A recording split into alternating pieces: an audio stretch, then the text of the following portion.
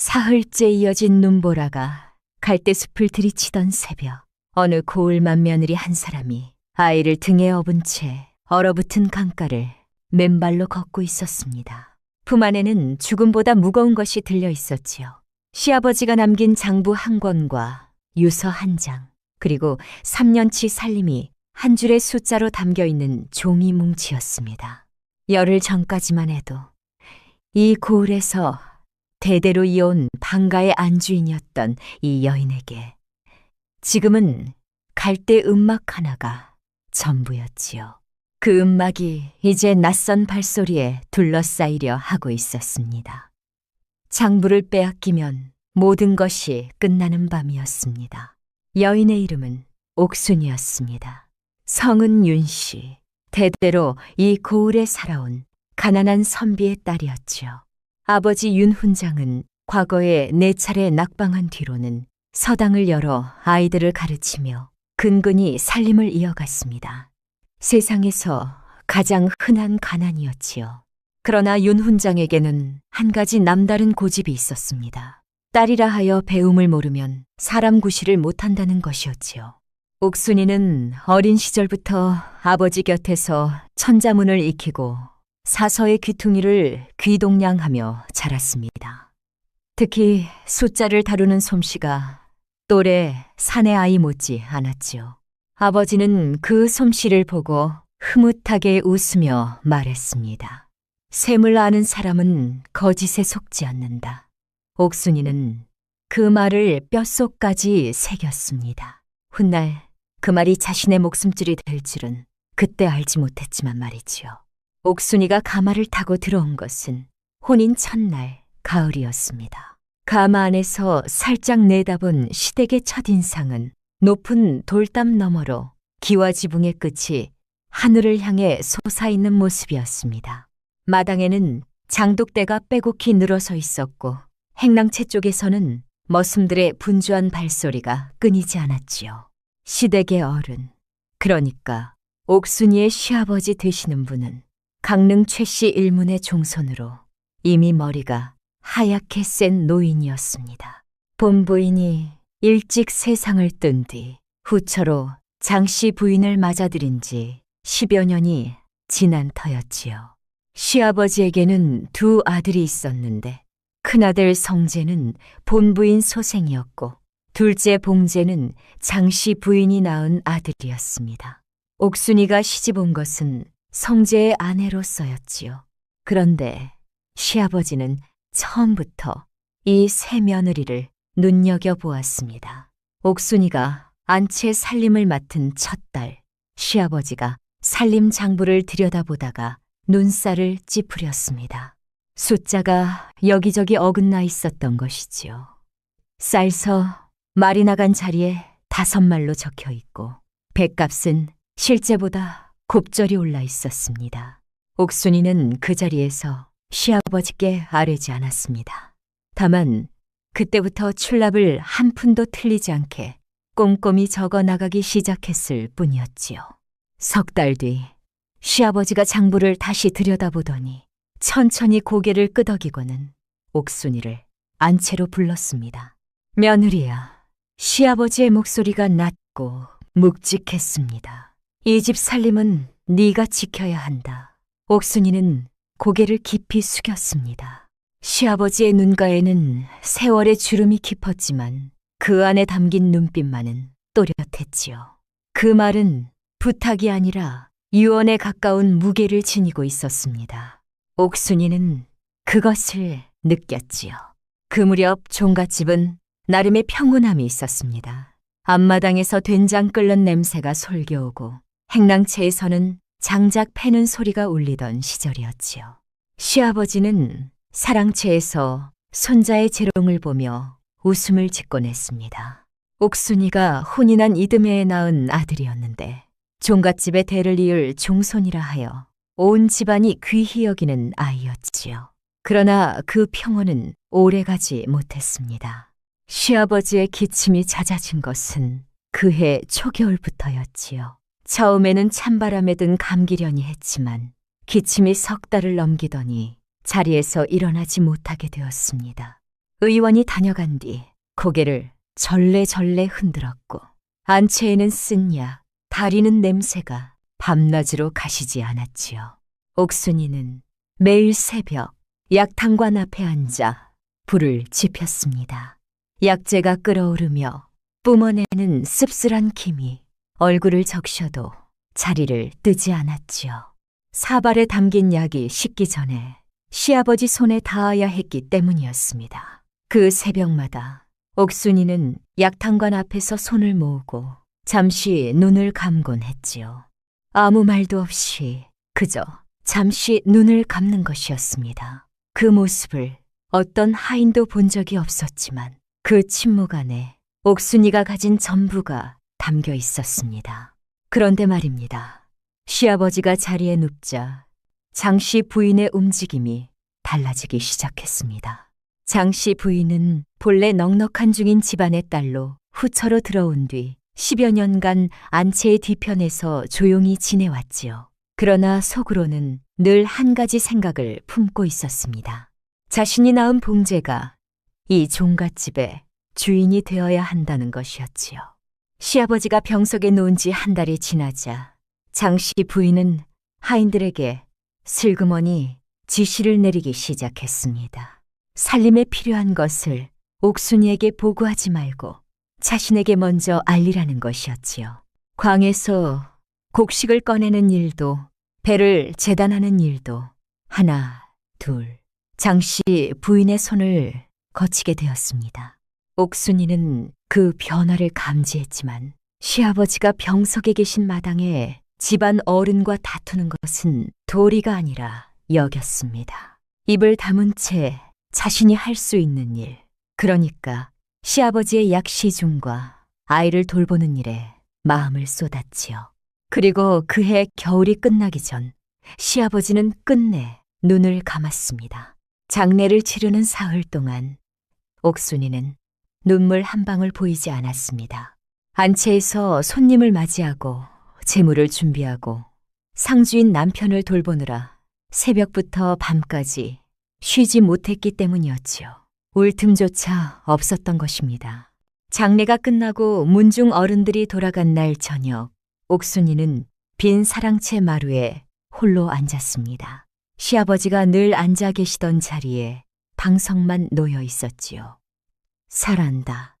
네, 창호지 너머로 달빛이 들어와 빈 방을 하얗게 물들이고 있었습니다. 마당 한켠에서 바람에 흔들리는 상여 깃발이 펄럭이는 소리가 낮게 들려왔지요. 옥순이는 그제야 두 손을 무릎 위에 가지런히 놓고 고개를 천천히 숙였습니다. 어깨가 가늘게 떨리고 있었지만 끝내 소리는 내지 않았습니다. 그 떨림이 잦아들 때까지 마루는 아무 소리도 없었지요. 시아버지가 세상을 뜬 그날부터 종갓집의 공기가 달라졌습니다. 장씨 부인이 안채 한가운데 자리를 잡았고 살림의 모든 권한이 장씨 부인에게로 넘어가는 것은 시간 문제였지요. 장씨 부인이 가장 먼저 손을 댄 것은 아침 문안이었습니다. 본래 이 종갓집에서는 맏며느리가 아침마다 안채의 문안을 드리고 그날의 살림을 보고하는 것이 법도였는데 장씨 부인은 옥순이가 문안을 드리러 올 때마다 자리에 없었습니다. 일부러 뒷마당으로 나가 있거나 이미 아침을 드신 뒤였지요. 옥순이가 빈 안채 앞에서 무릎을 꿇고 기다리는 모습을 하인들이 지켜보았습니다. 한 번도 아닌 열흘 넘게 같은 일이 반복되자 하인들 사이에서 수군거림이 퍼지기 시작했습니다. 맏며느리가 시어머니께 소홀하다는 소문이었지요. 장씨 부인이 뿌려놓은 씨앗이 싹을 틔우고 있었던 것입니다. 그것만이 아니었습니다. 옥순이가 차린 밥상을 장씨 부인은 번번이 물리쳤습니다. 간이 싱겁구나. 젓가락 끝으로 반찬 하나를 건드리고는 상을 밀어냈지요. 그 다음 날은 짜다 했고 또 그 다음 날은 식었다 했습니다. 옥순이는 아무 말 없이 상을 물려 부엌으로 돌아갔습니다. 등 뒤에서 장씨 부인의 차가운 시선이 따라붙는 것을 느꼈지만 돌아보지 않았지요. 문중 잔치가 열리던 날이었습니다.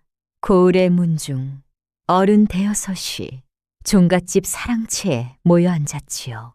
옥순이가 정성껏 준비한 잔치상을 내오자 장씨 부인이 자리에서 일어났습니다. 어른들이 오셨는데 이것이 상이냐? 장씨 부인의 목소리가 사랑채 안을 가득 채웠지요. 문중 어른들의 시선이 일제히 옥순이에게 쏠렸습니다. 옥순이는 고개를 숙인 채 입술을 꼭 다물었습니다. 상에는 나물 7가지와 전과 젓과 찜이 가지런히 놓여 있었지요. 흠잡을 것 하나 없는 상차림이었습니다. 그러나 장씨 부인은 이미 분위기를 만들어 놓은 뒤였지요. 어른들 앞에서 며느리를 꾸짖는 시어머니를 감히 나서서 말릴 사람은 없었습니다. 그날 이후 종갓집 하인들이 옥순이를 대하는 태도가 눈에 띄게 달라졌습니다. 옥순이가 부엌에 나서면 이야기를 뚝 끊었고 심부름을 시키면 느릿느릿 움직였지요. 빨래를 맡긴 여종이 옥순이의 빨래만 사흘째 방치한 일도 있었고 아이 옷을 지을 무명을 달라 하니 광에 남은 것이 없다는 거짓답이 돌아온 적도 있었습니다. 장씨 부인이 안방에서 하인들을 하나씩 불러 무언가를 이루고 있었기 때문이었지요. 옥순이는 외로웠지만 외로움을 드러낼 곳이 없었습니다. 남편 성재는 종갓집 일에 관심이 없는 사람이었지요. 아버지가 살아계실 때야 효성을 보이는 척했지만 상을 치른 뒤로는 바깥에서 술자리에 드나들기 일쑤였습니다. 옥순이가 살림 걱정을 꺼내면 아내의 말을 가볍게 흘려보냈지요. 한 번은 장씨 부인의 행실을 조심스레 꺼내었습니다만 남편은 젓가락을 내려놓으며 한마디만 했습니다. 어머니 일에 입을 놀리지 마라. 옥순이는 더 이상 말을 잇지 못했습니다. 밥상 위로 김이 피어올라 남편의 얼굴을 가렸지만 그 뒤에 숨은 무관심한 눈빛까지 감추지는 못했지요. 둘째 도련님 봉제의 행실은 더욱 눈살을 찌푸리게 했습니다. 과거에 3번이나 낙방한 뒤로는 아예 붓을 던지고 고을 장터의 술집을 제 안방처럼 들락거렸지요. 한양에서 내려온 노름판에 끼어들어 한 달에 수십 냥씩 날리는 것이 예삿딜이었습니다. 장씨 부인이 아들의 노름빚을 갚느라 곳간에서 돈을 빼내고 있다는 소문이 하인들 사이에 돌았지만 감히 입 밖으로 꺼내는 사람은 아무도 없었습니다. 그런 날들 사이 옥순이는 밤마다 한 가지 일을 빠뜨리지 않았습니다. 아이를 재운 뒤 등잔불 아래 살림 장부를 펼치는 것이었지요. 시아버지가 돌아가신 뒤 살림 권한이 장씨 부인에게 넘어갔지만 옥순이에게는 그동안 자신이 직접 적어온 출납 기록이 남아 있었습니다. 어느 날 밤이었지요. 등잔 심지가 타들어가며 지직거리는 소리가 방 안에 울리고 바깥에서는 겨울바람이 처마 끝을 때리며 윙 소리를 냈습니다. 옥순이는 장부의 숫자를 하나하나 짚어가다가 손가락을 멈추었습니다. 지난 석 달간 광에서 꺼낸 쌀의 양이 실제 쓰인 양보다 30가마나 많았던 것이지요. 옥순이의 눈이 가늘어졌습니다. 30가마면 이 마을 10집이 한 달을 먹고도 남을 양이었지요. 올해는 흉년이 들어 마을 곳곳에서 굶는 집이 늘고 있었는데 종갓집 의곡 창고에서 그만한 양의 쌀이 감쪽같이 사라진 것이었습니다. 그 쌀이 어디로 갔는지 장부 어디에도 기록이 없었지요. 옥순이는 장부를 덮고 한참을 생각에 잠겼습니다. 등잔불이 흔들릴 때마다 벽에 비친 그림자가 길게 늘어났다 줄어들었다 했지요. 머릿속이 엉키는 것 같았지만 한 가지는 분명했습니다. 누군가가 이 집의 곡식을 빼돌리고 있다는 것이었지요. 옥순이는 그 뒤로 열흘간 조용히 살폈습니다.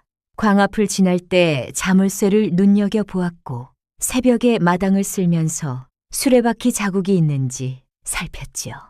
그러던 어느 새벽 옥순이는 광으로 이어진 좁은 길에서 아직 마르지 않은 수레 자국을 발견했습니다. 자국은 종갓집 뒷담을 따라 마을 밖 큰 길 쪽으로 이어져 있었지요.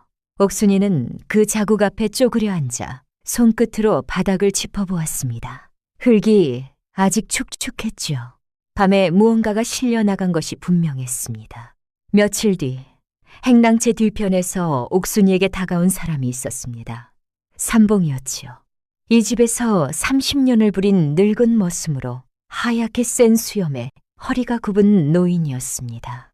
삼봉이는 거칠어진 손으로 삼태기를 만지작거리며 주위를 두리번거리더니 낮은 목소리로 말했습니다. 아씨, 이 집에 눈과 귀가 너무 많습니다. 옥순이가 고개를 들었습니다. 삼봉이의 눈에 걱정이 가득 차 있었지요. 깊이 파인 주름 사이로 떨리는 눈동자가 보였습니다. 무슨 뜻이요? 그 곳간에서 쌀이 나가는 것을 아셨다면 더는 캐지 마십시오. 지금은 때가 아닙니다. 삼봉이는 그 말만 남기고 종종 걸음으로 사라졌습니다. 굽은 허리가 행랑채 모퉁이를 돌 때 삼봉이가 한번 뒤를 돌아보았지요. 그 눈빛에는 단순한 걱정보다 무거운 것이 실려 있었습니다. 옥순이는 삼봉이의 등이 완전히 사라질 때까지 그 자리에 서 있었습니다. 산바람이 앞마당을 가로질러 불어왔고 장독대 위에 쌓인 눈 위로 까치 한 마리가 내려앉더니 이내 날아갔지요. 삼봉이의 경고가 무엇을 뜻하는지 옥순이는 정확히 알 수 없었습니다. 다만 이 집 안에서 자신이 보지 못하는 곳에서 무언가가 움직이고 있다는 것만은 분명했지요. 옥순이는 장부를 아이의 이불 아래 깊이 숨겨두었습니다. 그리고 이제부터는 눈에 보이는 것이 아니라 보이지 않는 것을 살펴야 한다고 스스로에게 다짐했지요. 그날 밤 옥순이의 방 창호지 너머로 달빛이 흐릿하게 스며들고 있었습니다. 아이가 이불 속에서 뒤척이며 작은 손으로 옥순이의 저고리 깃을 움켜쥐었지요. 옥순이는 아이의 손을 가만히 감싸 주었습니다. 손바닥에 전해지는 작고 따뜻한 온기가 이 고요한 밤 옥순이가 가진 전부였습니다. 그로부터 보름이 지났습니다. 종갓집에 첫눈이 내리던 날이었지요. 장씨 부인이 문중 어른 넷을 사랑채로 불러들였습니다. 급히 논의할 일이 있다는 정갈이었지요. 사랑채 안에는 화로가 놓여 있었고 수시타며 내는 냄새가 방 안가득 퍼져 있었습니다. 장씨 부인은 문중 어른들 앞에 단정히 앉아 두 손을 무릎 위에 가지런히 놓은 채 입을 열었습니다. 입에 담기 어려운 일이오나 이 집의 앞날을 위해 아뢰지 않을 수 없었습니다. 장씨 부인의 목소리는 떨리는 듯하면서도 또렷했지요. 눈가를 손등으로 누르는 시춤을 하더니 품에서 장부 한 권을 꺼내 어른들 앞에 내밀었습니다. 맏며느리가 살림을 맡은 이래로 집안돈 50냥이 사라졌습니다. 이 장부를 보시면 아실 것입니다. 어른들의 얼굴에 놀라움이 번졌습니다. 장부를 넘겨보는 손가락이 빨라졌지요. 그 장부에는 옥순이의 필체를 흉내낸 글씨로 쌀과 배의 출납이 기록되어 있었는데 군데군데 숫자가 어긋나게 조작되어 있었습니다. 마치 옥순이가 살림돈을 빼돌려 친정으로 보낸 것처럼 꾸며놓은 것이었지요. 그 자리에 봉제가 나타났습니다. 술 냄새를 풍기며 사랑채 문을 열어 젖힌 봉제는 문중 어른들 앞에서 목소리를 높였습니다. 형수가 우리 집 돈으로 친정빚을 갚았다는 것은 하인들도 다 아는 일입니다. 건들거리는 말투였지만 어른들 앞이라 나름 힘을 주어 말했지요. 봉제는 거기서 멈추지 않았습니다. 품에서 접은 종이 한 장을 꺼내더니 어른들 앞에 펼쳐 보였지요. 그리 돔이라 이것은 형수의 친정아버지가 고을 쌀장수에게 진 빈문서입니다. 남은 금액이 공교롭게도 곳간에서 빠져나간 쌀값과 맞아떨어지지 않습니까? 봉제의 눈이 번뜩였습니다. 준비된 대사를 읊듯 거침이 없었지요. 모두가 짜놓은 판이었습니다. 행랑채에서 불려온 여종 하나가 고개를 조아리며 증언을 보탰습니다. 옥순이가 보름 전 보따리를 싸서 누군가에게 건넸다는 것이었지요. 그 보따리 안에 무엇이 들었는지 보지는 못했으나 틀림없이 돈이나 곡식이었을 것이라는 말이었습니다. 옥순이가 사랑채로 불려온 것은 해가 기울 무렵이었습니다. 방 안에 들어서는 순간 선 어른들의 눈이 일제히 쏟아지는 것이 느껴졌지요. 화로의 숯불이 붉게 타오르고 있었고 그 열기 위로 차갑고 무거운 침묵이 내려앉아 있었습니다. 이것이 무엇이냐? 문중 큰 어른이 조작된 장부를 옥순이 앞에 밀어놓았지요.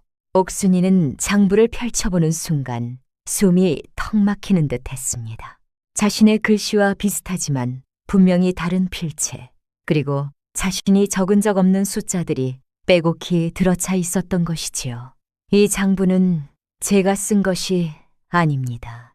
옥순이의 목소리는 낮았지만 흔들리지 않았습니다. 그러나 문중 어른들의 표정은 이미 굳어 있었지요.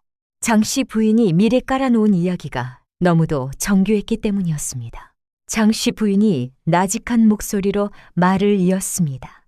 며느리야, 내 친정 사정이 어려운 것은 모두가 아는 바이다. 사람이 궁하면 마음이 흐트러지는 법이니 지금이라도 솔직히 말하면 이 어미가 선처를 구하마 인자한 어조였지만 그 안에 담긴 뜻은 날카로웠습니다. 옥순이를 도둑으로 몰면서도 자비를 베푸는 시어머니의 모습을 어른들에게 보여주려는 것이었지요. 옥순이는 두 주먹을 무릎 위에서 꽉 쥐었습니다. 손톱이 손바닥에 파고드는 것도 모른 채 고개를 들어 문중 어른들을 하나하나 바라보았습니다. 저는 이 집에 돈 한 푼, 쌀 한 돼 가져간 적이 없습니다. 제가 직접 적어온 장부가 따로 있으니 그것과 대조해 보시면 진실을 아실 수 있을 것입니다. 옥순이의 목소리에는 억울함보다 또렷한 확신이 실려 있었지요. 그러나 장씨 부인은 이미 한 수를 더 준비해 두고 있었습니다. 그 장부 말이냐? 장씨 부인이 고개를 돌려 여종에게 눈짓했지요. 여종이 방 안으로 가져온 것은 불에 그을린 종이 조각이었습니다. 옥순이가 아이 이불 아래 숨겨두었던 장부의 잔해였지요. 옥순이의 얼굴에서 핏기가 거쳤습니다.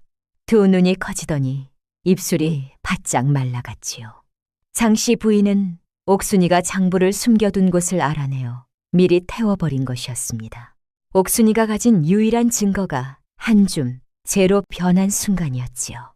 문중 어른들이 고개를 절레절레 흔들었습니다. 증거를 불태웠다는 것은 보여줄 수 없는 것을 감추려 한 것이라 여겼기 때문이었지요. 옥순이의 말은 더 이상 먹히지 않았습니다. 그날 저녁 문중 회의의 결론이 내려졌습니다. 맏며느리 옥순이를 집에서 내보내라는 것이었지요. 종갓집의 체면을 위해 조용히 처리하라는 말이 덧붙여졌습니다. 옥순이의 남편 성재는 그 자리에 있었지만 아내를 위해 한마디도 하지 않았습니다. 고개를 숙인 채 화로만 바라보고 있었을 뿐이었지요. 어른들이 돌아간 뒤 옥순이는 남편의 방으로 찾아갔습니다. 당신은 아무것도 모르시오. 옥순이의 물음에 남편은 눈을 피했습니다. 잠시의 침묵이 흐른 뒤 남편이 겨우 입을 열었지요. 어머니가 결정하신 일이다. 내가 어찌 하겠느냐. 그 한마디에 옥순이는 더 이상 말을 잇지 못했습니다. 남편의 어깨가 축 처져 있었지만 그것이 미안함 때문인지 귀찮음 때문인지 옥순이로서는 분간할 수 없었지요. 옥순이는 방을 나왔습니다. 마루의 나무바닥이 맨발 아래에서 얼음장처럼 차가웠습니다. 밤이 깊었습니다.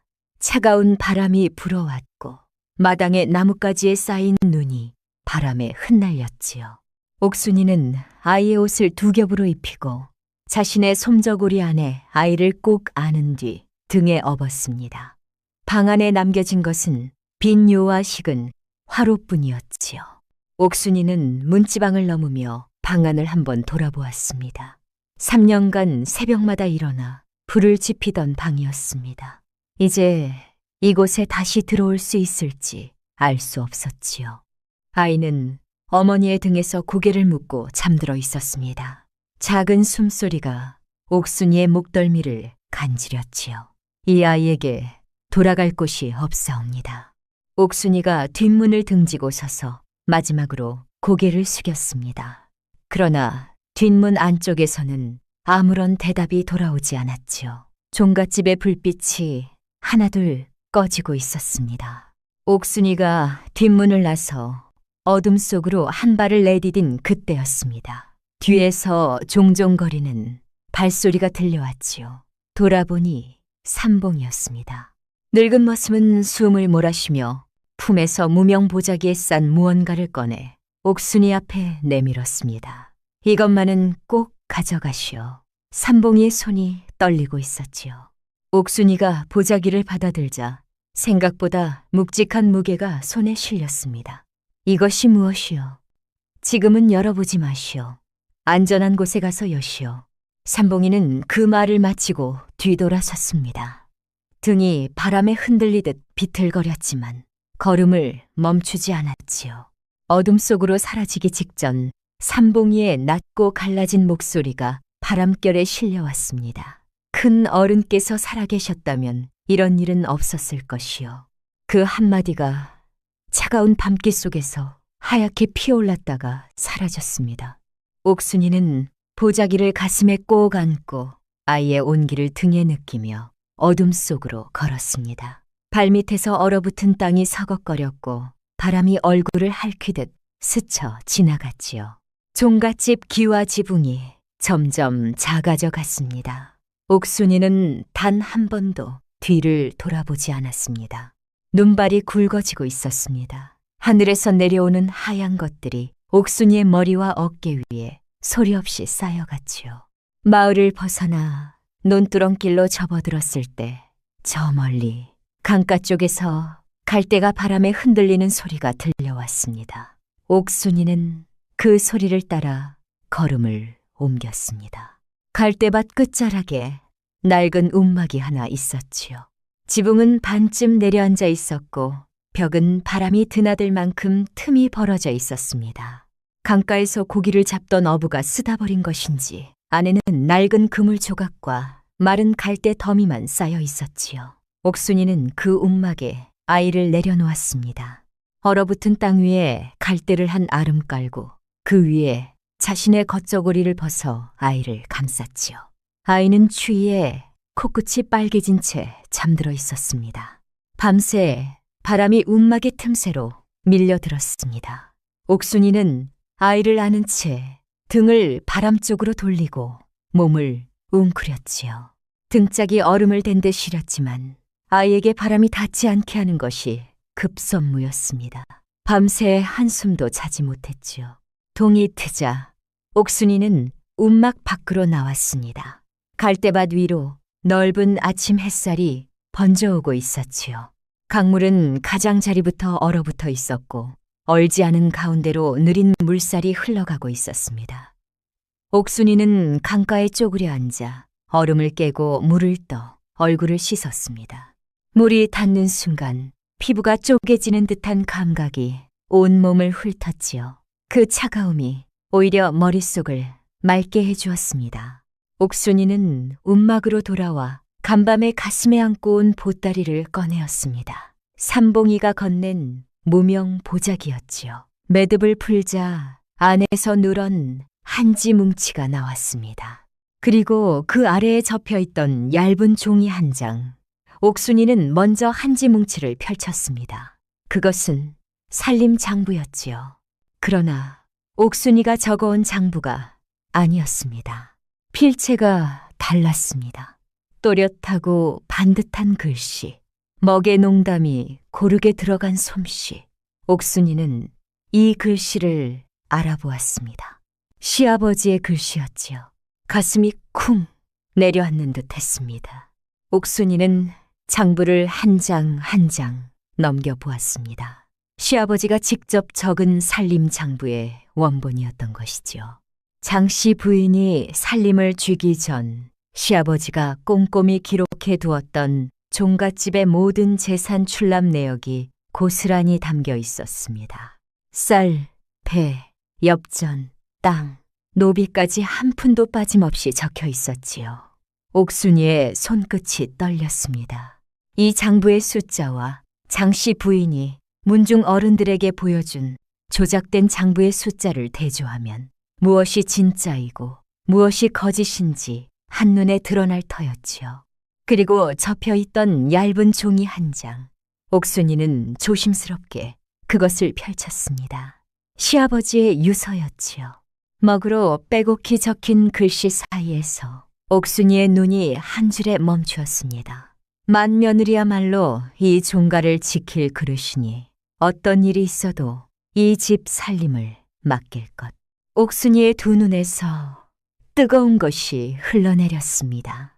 입술을 깨물어도 멈출 수가 없었지요. 시아버지는 이미 알고 계셨던 것입니다. 자신이 세상을 뜨고 나면 장씨 부인이 무슨 일을 꾸밀지. 그래서 이 장부와 유서를 삼봉이에게 맡겨두었던 것이지요.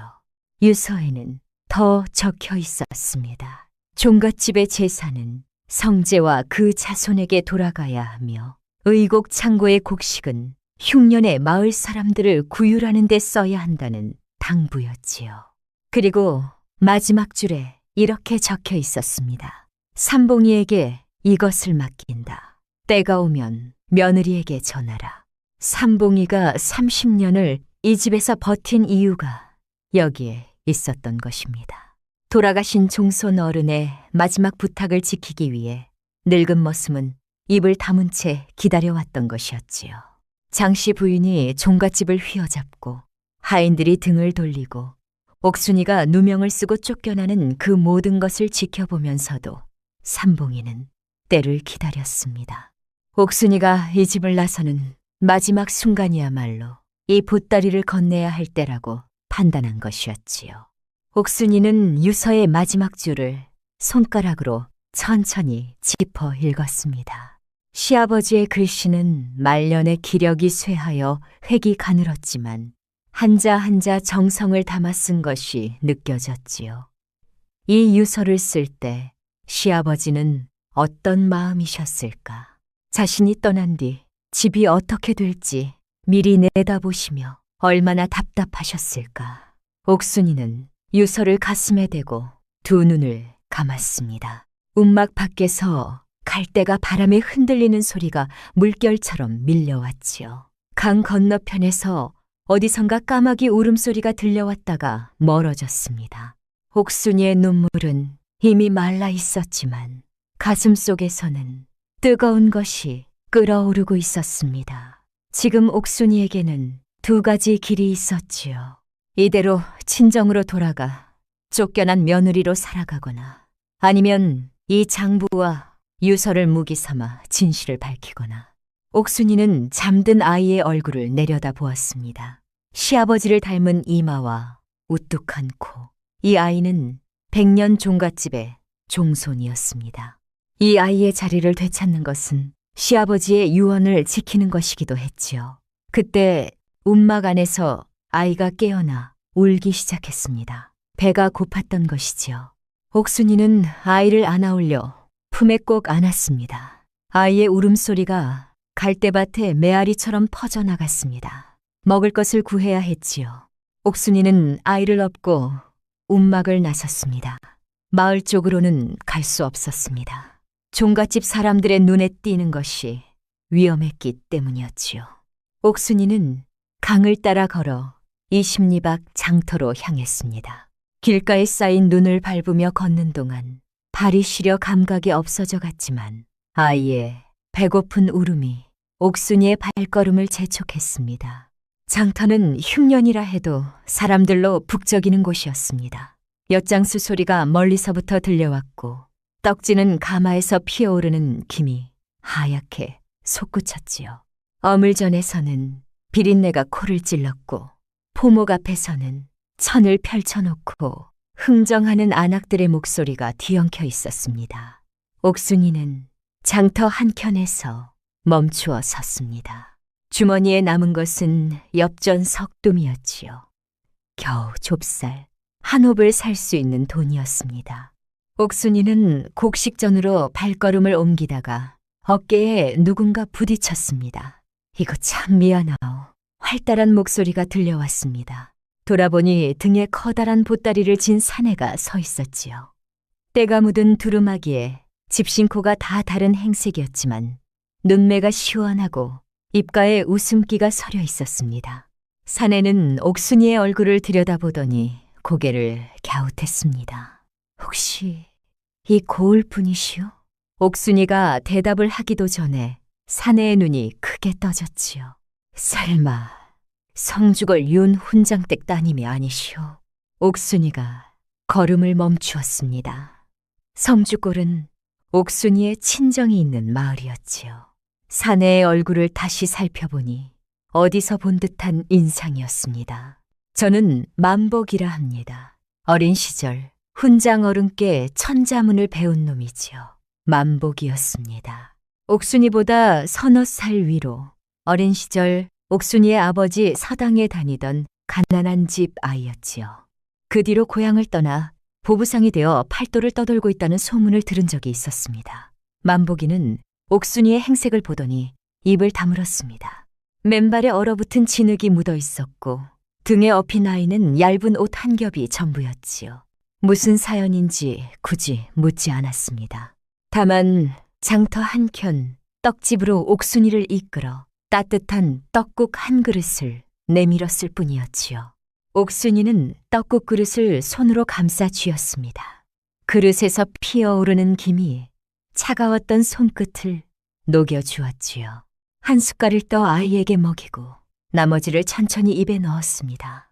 따뜻한 국물이 목을 타고 내려가는 순간 옥순이의 몸 전체가 녹아내리는 듯한 감각이 번져갔습니다. 만복이는 옥순이의 사정을 듣고 한참 동안 말이 없었습니다. 떡국 그릇 위로 김이 피어오르는 것을 바라보다가 손가락으로 턱을 괴고 무언가를 골똘히 따지는 표정을 지었지요. 보부상으로 팔도를 돌아다니며 장사꾼들의 속내를 읽어온 사람답게 만복이의 머릿속에서는 이미 무언가가 짜여지고 있었습니다. 이윽고 만복이가 고개를 끄덕였습니다. 아버지의 은혜를 이제야 갚을 수 있겠구먼. 만복이의 목소리에는 과장도 비장함도 없었습니다. 그저 당연한 일을 하겠다는 듯 담담한 어조였지요. 옥순이는 만복이의 눈을 바라보았습니다. 거기에는 흔들림 없는 눈빛이 있었지요. 이 장부만 있으면 장씨 부인이 빼돌린 곡식의 흔적을 추적할 수 있어. 곡식을 산 장사꾼이 누구인지, 어느 장터에서 거래했는지 내가 발품을 팔아 알아보겠소. 만복이는 장부의 숫자를 짚어가며 설명했습니다. 30 가마의 쌀이면 이 고을 장터에서 몰래 팔 수 있는 양이 아니라는 것이었지요.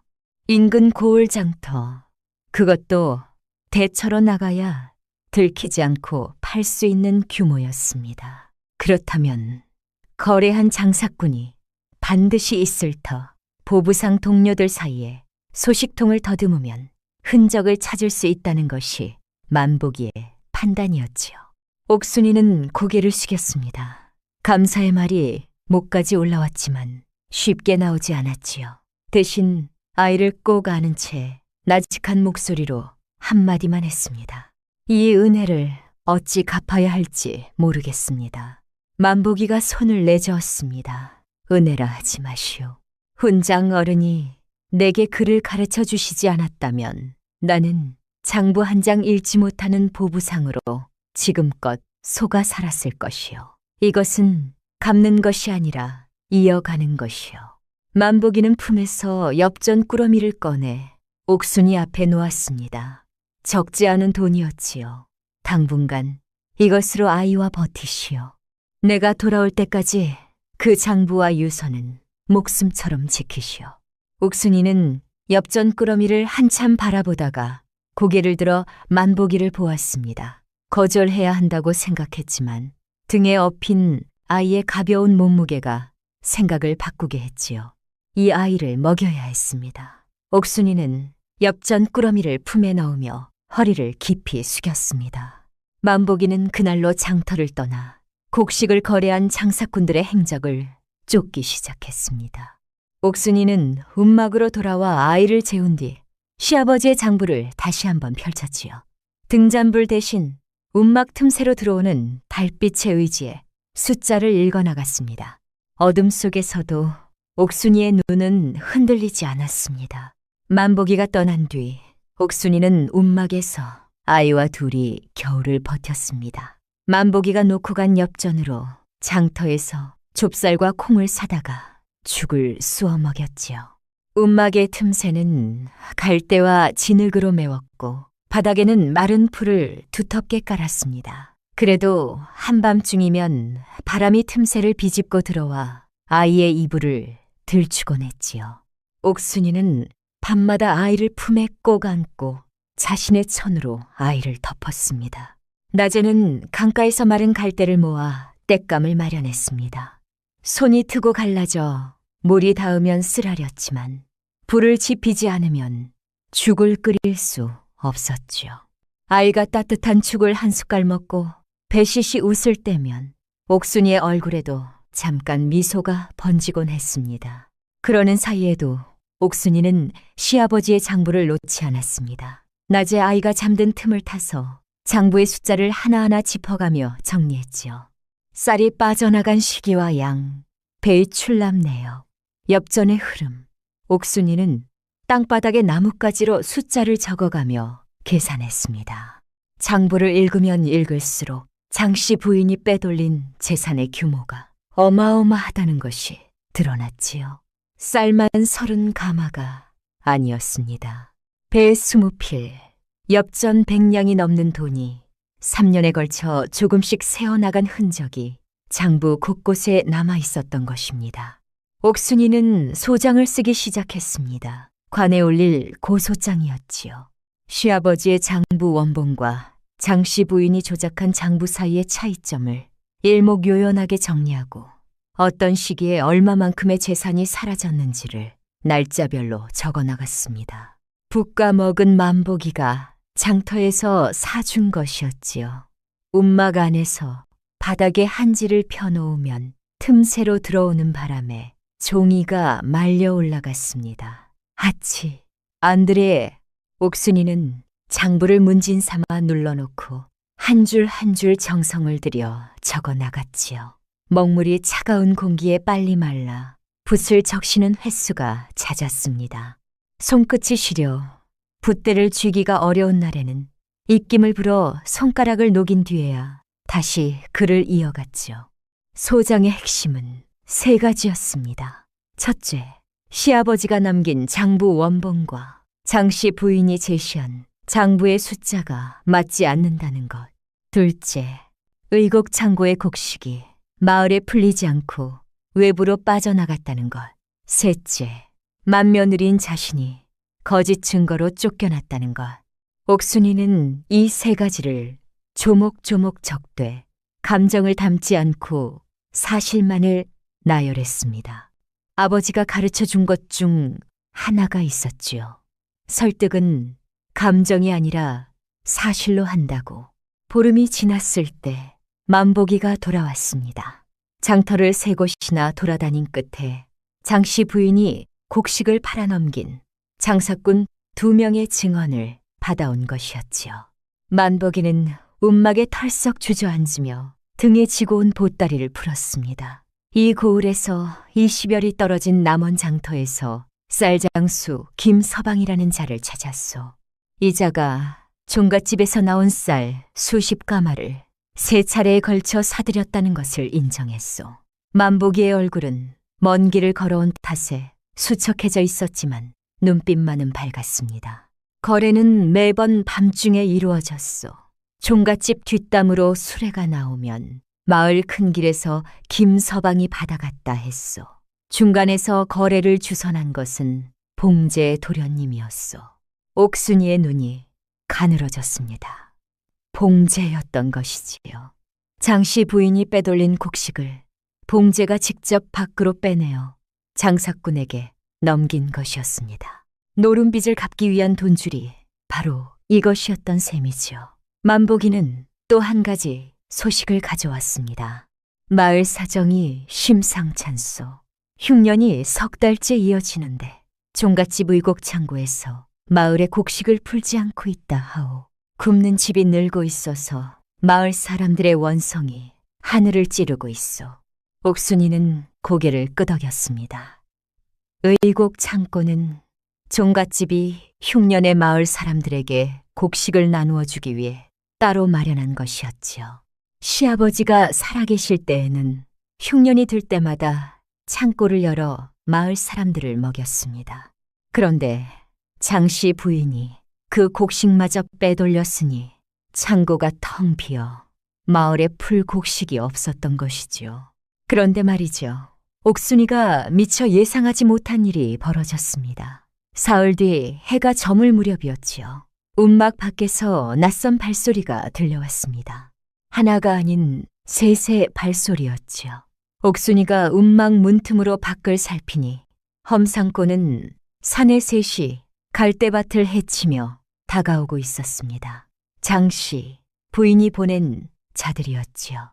만복이가 장터를 돌아다니며 장사꾼들의 증언을 모으고 있다는 소식이 어떤 경로로든 장씨 부인의 귀에 들어간 것이었습니다. 옥순이는 아이를 등에 업고 장부와 유서를 품에 넣은 채 움막 뒤편으로 빠져나왔습니다. 심장이 귀까지 울릴 만큼 뛰었지만 발소리를 죽이며 갈대밭 사이로 몸을 숨겼지요. 마른 갈대가 옥순이의 몸에 스치며 사각거리는 소리를 냈습니다. 아이가 울음을 터뜨릴까 옥순이는 아이의 입 가까이에 자신의 손바닥을 대고 아이의 등을 토닥였지요. 사내들이 움막 안으로 들어가 뒤지는 소리가 들려왔습니다. 그물 조각이 찢어지고 갈대 더미가 흩어지는 소리가 밤길을 갈랐지요. 한참 뒤 아무것도 찾지 못한 사내들이 투덜거리며 갈대밭 바깥으로 사라져갔습니다. 옥순이는 그 자리에서 한 식경을 더 숨어 있었습니다. 아이는 다행히 옥순이의 품에서 잠들어 있었지요. 갈대 틈새로 올려다본 밤하늘에 별이 촘촘히 박혀 있었습니다. 옥순이의 등줄기를 타고 식은땀이 흘러내렸지만 손에 쥔 장부만은 한 번도 놓지 않았습니다. 그 밤 만복이가 돌아왔습니다. 옥순이가 움막에 없는 것을 보고 갈대밭을 헤매다가 강가 쪽에 웅크리고 앉아있는 옥순이를 찾아낸 것이었지요. 장씨 부인이 눈치를 챈 모양이요. 만복이의 표정이 굳어 있었습니다. 옥순이는 고개를 끄덕이며 입을 열었지요. 더 미룰 수 없겠습니다. 내일관에 소장을 올리겠습니다. 만복이가 잠시 생각하더니 물었습니다. 증거가 충분하오? 시아버지의 장부 원본, 유서, 그리고 만복이 형이 모아온 장사꾼들의 증언, 이것이면 됩니다. 하나만 더 있으면 틀림없겠죠. 무엇이요? 삼봉이 어른의 증언입니다. 이 장부를 누가 쓰고 누가 맡겼는지 증명할 수 있는 사람은 삼봉이 어른뿐이지요. 만복이가 고개를 끄덕이다가 잠시 말을 멈추었습니다. 그리고 조심스럽게 입을 열었지요. 한 가지 더 알려야 할 것이 있어. 장씨 부인이 나를 찾아 돈을 보냈소. 옥순이의 눈이 커졌습니다. 만복이가 장사꾼들의 증언을 모으고 있다는 소식을 접한 장씨 부인이 만복이에게 20냥을 보내며 입을 다물게 하려 했다는 것이었지요. 20냥이면 보부상에게는 반년치 생계가 되는 큰돈이었습니다. 물론 돌려보냈소. 만복이가 담담하게 말했지요. 돈을 들고 찾아온 자에게 만복이는 한마디만 했다고 합니다. 돈으로 입을 막을 수 있는 사람을 잘못 찾았다고 전하시오. 옥순이는 만복이의 얼굴을 바라보았습니다. 장터를 떠돌며 온갖 풍파를 겪은 사람의 얼굴이었지만 그 안에는 꺾이지 않는 고든 심지가 있었지요. 삼봉이 어른을 찾아보겠소. 내가 아는 바로는 장씨 부인이 삼봉이 어른을 종갓집에서 내쫓으려 하고 있다 하오. 그 말에 옥순이의 얼굴이 어두워졌습니다. 삼봉이가 옥순이에게 보따리를 건넨 것을 장씨 부인이 알아챈 것이었지요. 한편 종갓집에서는 장씨 부인이 삼봉이를 불러 세웠습니다. 네가 맏며느리에게 무엇을 건넸느냐? 장씨 부인의 목소리가 차갑게 가라앉아 있었지요. 삼봉이는 허리를 굽힌 채 바닥만 바라보았습니다. 소인은 아무것도 건넨 것이 없사옵니다. 거짓말을 하느냐? 뒷문 앞에서 네가 무언가를 건네는 것을 본 사람이 있다. 삼봉이는 입을 다물었습니다. 아무리 다그쳐도 한마디 더 하지 않았지요. 장씨 부인의 얼굴에 핏줄이 돋더니 옆에 서 있던 봉제에게 눈짓을 했습니다. 이 늙은 것을 당장 내쫓아라. 봉제가 삼봉이의 팔을 잡았습니다. 삼봉이는 저항하지 않았지요. 다만 끌려가면서 한번 뒤를 돌아보았을 뿐이었습니다. 30년을 드나들던 행랑채의 방문이 닫히는 것을 마지막으로 바라보는 삼봉이의 눈가에 깊은 주름이 한 겹 더 패인 듯 했습니다. 삼봉이는 종갓집 대문 밖으로 나왔습니다. 등에 진 것이라곤 헌옷 한 벌을 싼 보따리뿐이었지요. 거리에 나선 삼봉이는 잠시 멈추어 서서 종갓집 기와 지붕을 올려다 보았습니다. 30년 전 이 집의 큰 어른에게 목숨을 구해준 은혜를 입은 뒤로 하루도 빠짐없이 드나들던 곳이었지요. 삼봉이는 고개를 천천히 돌렸습니다. 갈 곳은 없었지만 해야 할 일은 남아 있었습니다.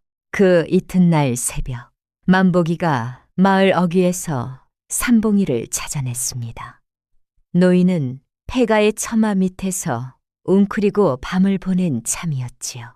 만복이가 사정을 설명하자 삼봉이는 고개를 들어 만복이를 바라보았습니다. 그 눈에는 오랫동안 눌러왔던 무언가가 풀려나오는 듯한 빛이 서려 있었지요. 때가 왔구먼. 삼봉이의 입에서 나온 것은 그 세 글자뿐이었습니다. 만복이는 삼봉이를 부축하여 옥순이가 있는 곳으로 데려갔지요. 옥순이는 소장을 다 적은 상태였습니다. 장부 원본, 유서, 장사꾼들의 증언서, 그리고 직접 쓴 소장. 옥순이는 그것을 가지런히 정리하여 보자기에 쌌습니다. 이튿날 아침, 옥순이는 아이를 업고 관아를 향해 걸었습니다. 옆에는 만복이가, 뒤에는 삼봉이가 따랐지요. 이른 봄 기운이 땅 위로 스며들기 시작한 날이었습니다. 논두렁의 눈이 반쯤 녹아 질퍽한 길이었지만 세 사람의 발걸음은 멈추지 않았습니다. 관아는 장터 뒤편 언덕 위에 자리 잡고 있었습니다.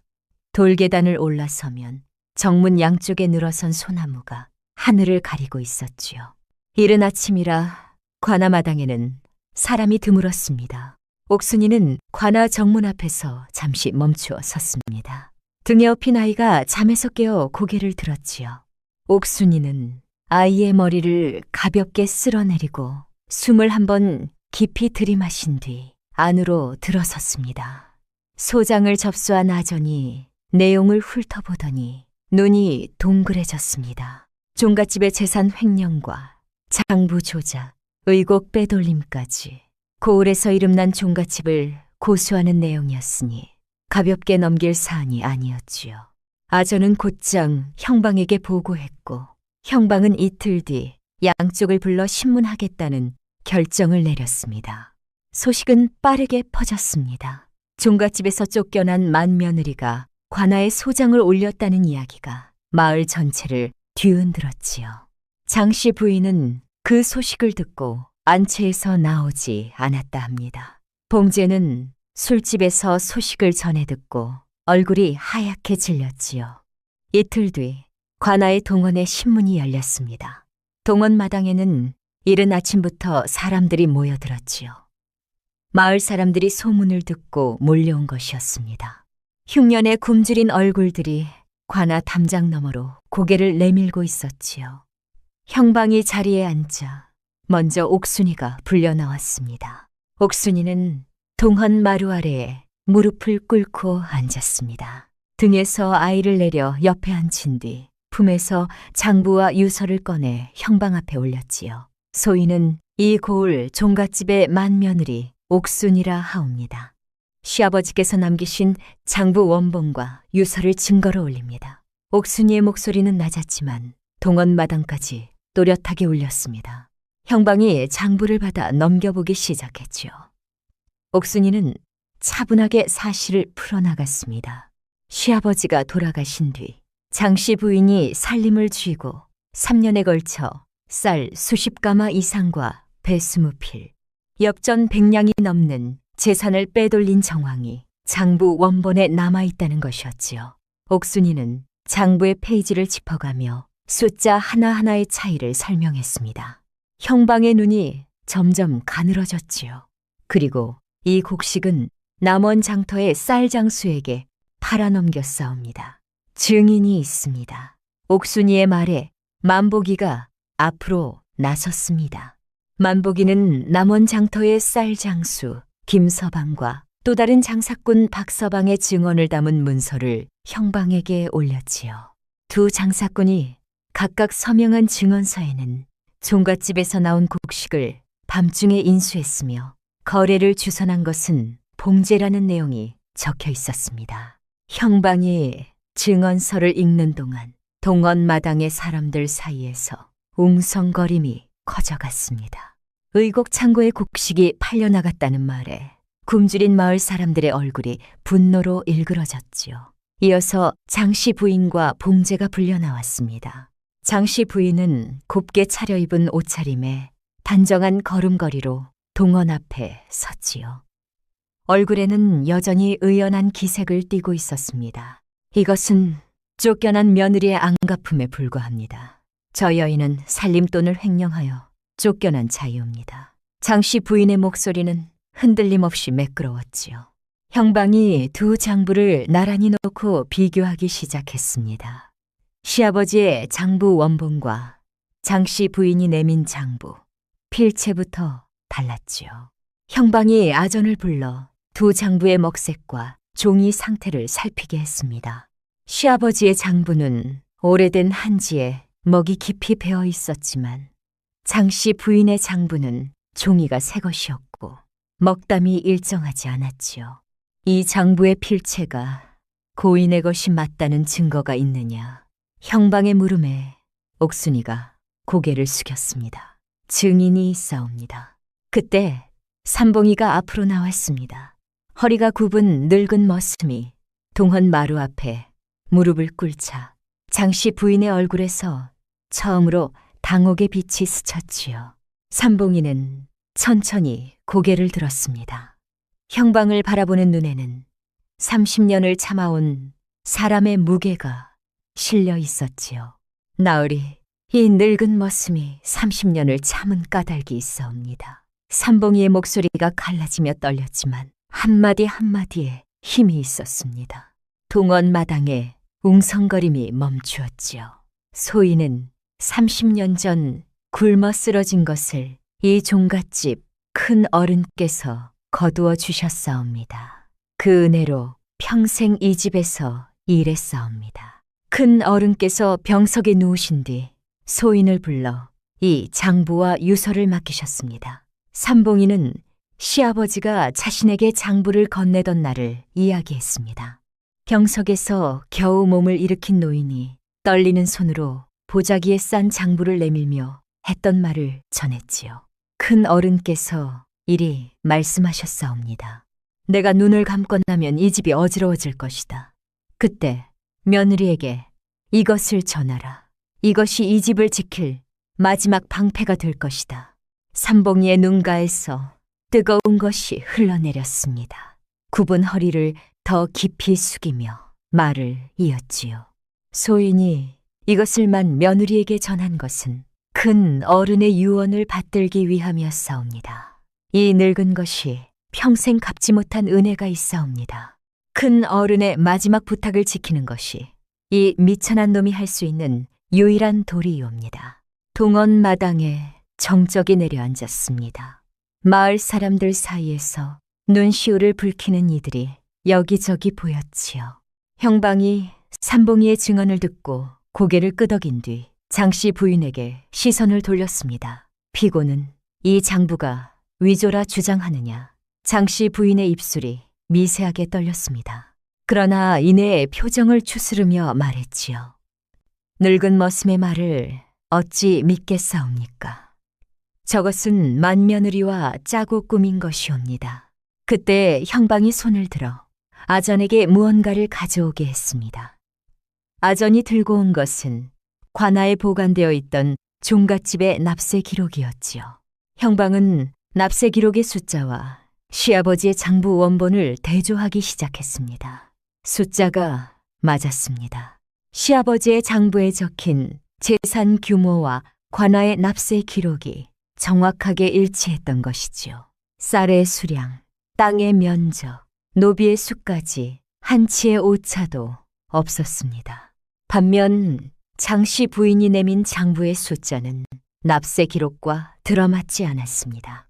특히 곡식의 출납 부분에서 큰 차이가 있었는데 관아 기록에는 종갓집의 곡식 보유량이 장씨 부인 장부보다 30가마 이상 많아야 했던 것이지요.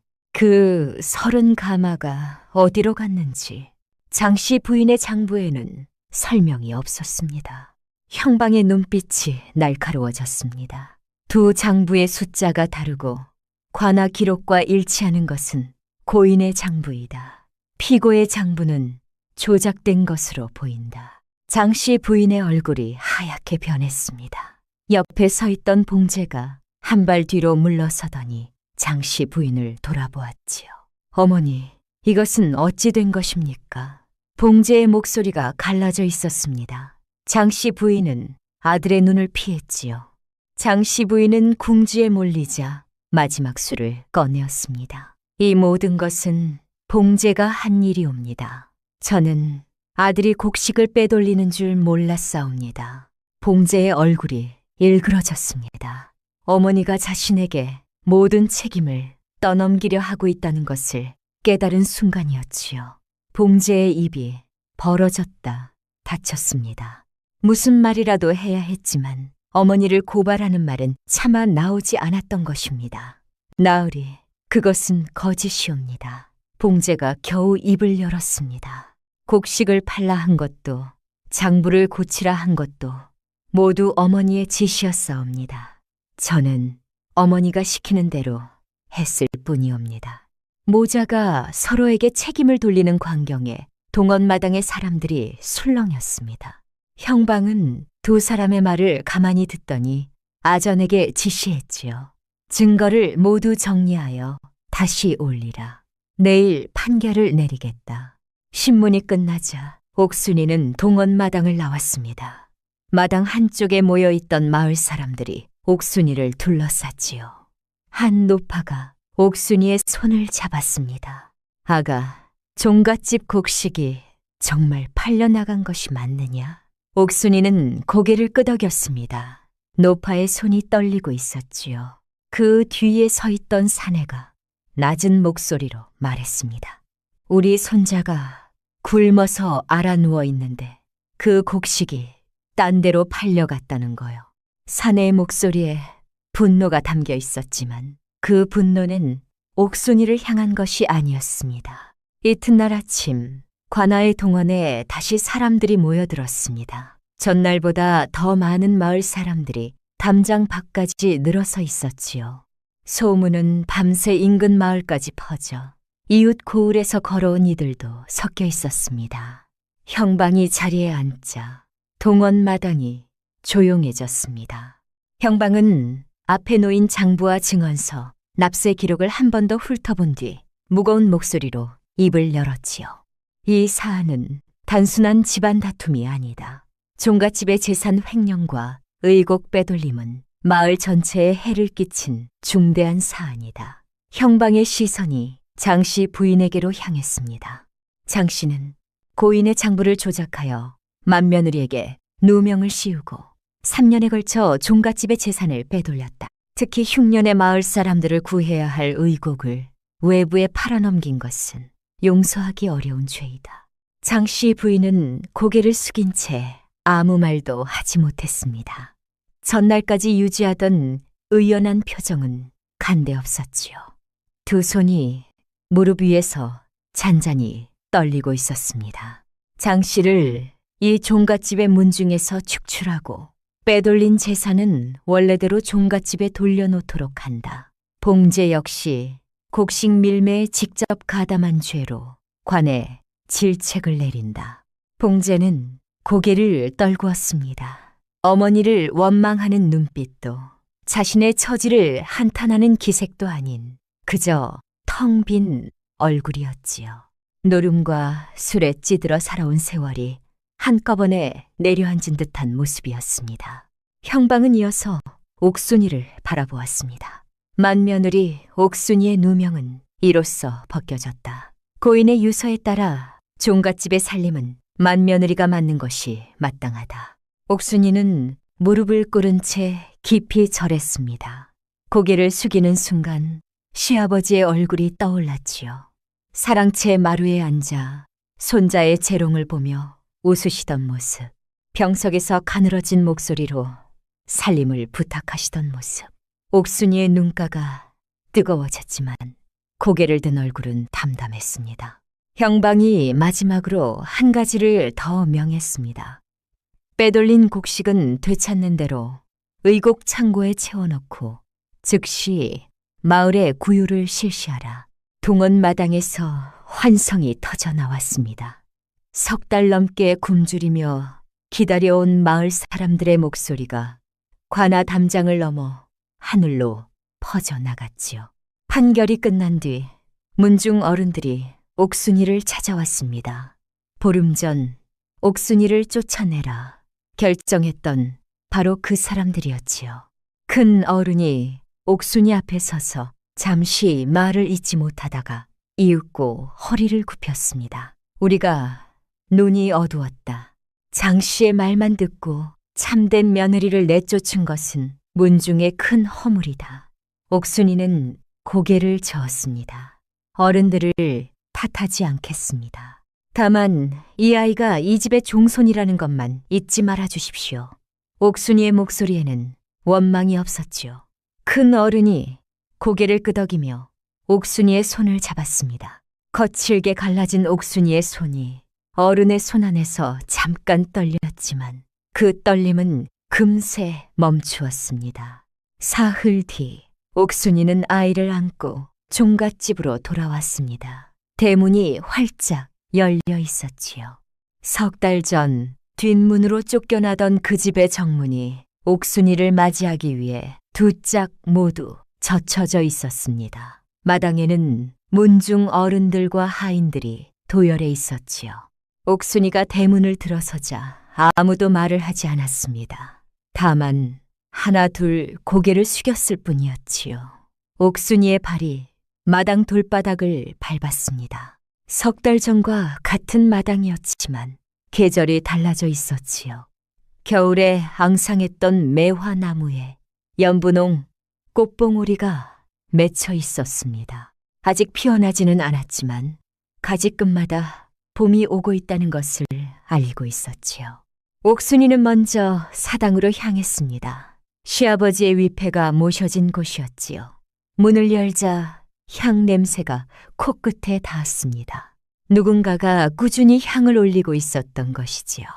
옥순이는 아이를 옆에 앉히고 위패 앞에 무릎을 꿇었습니다. 아버님, 며느리가 돌아왔습니다. 나직한 목소리가 사당 안에서 울렸지요. 아이는 어머니의 옷자락을 잡고 앉아 위패를 올려다 보았습니다. 아이는 아직 할아버지를 기억하기에 너무 어렸지만 어머니가 고개를 숙이는 모습을 보고 따라서 작은 머리를 숙였습니다. 옥순이는 위패 앞에서 한참을 앉아 있었습니다. 해야 할 말이 많았지만 입 밖으로 나오는 것은 없었지요. 대신 품에서 유서를 꺼내어 위패 앞에 가지런히 놓았습니다. 이제 이 유서의 역할은 끝난 것이었지요. 시아버지가 마지막으로 남긴 방패가 제 쓰임을 다하고 돌아온 것이었습니다. 사당을 나서자 마당에 삼봉이가 서 있었습니다. 늙은 머슴은 빗자루를 들고 마당 한쪽을 쓸고 있었지요. 옥순이가 다가가자 삼봉이가 천천히 고개를 들었습니다. 아씨, 이제야 이 마당에 제대로 된 주인을 맞이했구먼. 삼봉이의 주름진 얼굴에 웃음이 번졌습니다. 30년 만에 처음 보는 편안한 웃음이었지요. 옥순이는 삼봉이에게 깊이 허리를 숙였습니다. 어른이 아니었으면 저와 이 아이는 돌아올 수 없었습니다. 삼봉이는 손을 내저었습니다. 말은 하지 않았지만 그 눈빛이 모든 것을 말하고 있었지요. 큰 어른에게 진 은혜를 이제야 갚았다는 안도였습니다. 옥순이는 삼봉이에게 행랑치의 가장 따뜻한 방을 내어주었습니다. 더 이상 머슴으로 일하지 않아도 된다고 했지만 삼봉이는 고개를 저었지요. 소인은 이 집에서 일하다 이 집에서 눈을 감겠사옵니다. 그것이 소인의 소원이옵니다. 옥순이는 더 말리지 않았습니다. 며칠 뒤 곡식 창고에 곡식이 다시 채워졌습니다. 장씨 부인이 빼돌린 것을 되찾은 곡식과 옥순이가 따로 마련한 곡식이었지요. 옥순이는 창고 문을 열고 마을 사람들에게 쌀을 나누어 주기 시작했습니다. 마을 사람들이 줄을 서서 기다렸지요. 바가지로 쌀을 퍼담아 건넬 때마다 받아드는 손이 떨리고 있었습니다. 손자가 알아누웠다던 사내도 와 있었지요. 쌀자루를 받아든 사내는 옥순이를 바라보다가 아무 말 없이 고개만 깊이 숙였습니다. 만복이는 그날 장터로 떠났습니다. 보부상의 길은 한 곳에 머무르는 것이 아니었지요. 옥순이가 대문 앞까지 나와 배웅했습니다. 만복이 형, 다시 이 고을에 오거든 꼭 들르시오. 만복이가 등에 보따리를 지며 웃었습니다. 다음에 올 때는 아이에게 줄 엿이나 한 보따리 지고 오겠소. 만복이는 가볍게 손을 들어 보이고는 큰 길 쪽으로 걸어갔지요. 보따리를 진 넓은 등이 점점 작아져 장터 쪽 언덕을 넘어 사라졌습니다. 옥순이는 만복이의 등이 보이지 않을 때까지 대문 앞에 서 있었지요. 봄이 깊어지고 있었습니다. 종갓집 마당, 매화나무에 꽃이 피었지요. 연분홍 꽃잎이 바람에 실려 마당 위로 흩날렸습니다. 아이가 마당에서 뛰놀며 꽃잎을 잡으려 두 손을 뻗었지요. 작은 손가락 사이로 꽃잎이 스르르 빠져나갔지만 아이는 까르르 웃으며 다시 손을 내밀었습니다. 옥순이는 안채 마루에 앉아 그 모습을 바라보았습니다. 장독대 너머로 햇살이 비스듬히 내려앉고 있었지요. 된장 항아리 뚜껑 위에 매화 꽃잎 하나가 내려앉았습니다. 부엌에서는 밥 짓는 냄새가 솔겨왔지요. 석 달 전에는 갈대밭 움막에서 좁쌀죽으로 겨우 배를 채우던 날들이었는데 지금 이 마당에 서 있다는 것이 아직도 믿기지 않았습니다. 그러나 옥순이는 알고 있었지요. 이 자리에 돌아올 수 있었던 것은 시아버지의 먼 내다봄과 삼봉이의 30년 충심과 만복이의 의리와 그리고 옥순이 자신이 포기하지 않은 까닭이었다는 것을, 이 중 하나라도 빠졌다면 옥순이는 이 마당에 서 있지 못했을 것입니다. 옥순이는 마루에서 일어나 부엌으로 향했습니다. 오늘 저녁은 문중 어른들을 초대하여 첫 잔치상을 차리는 날이었지요.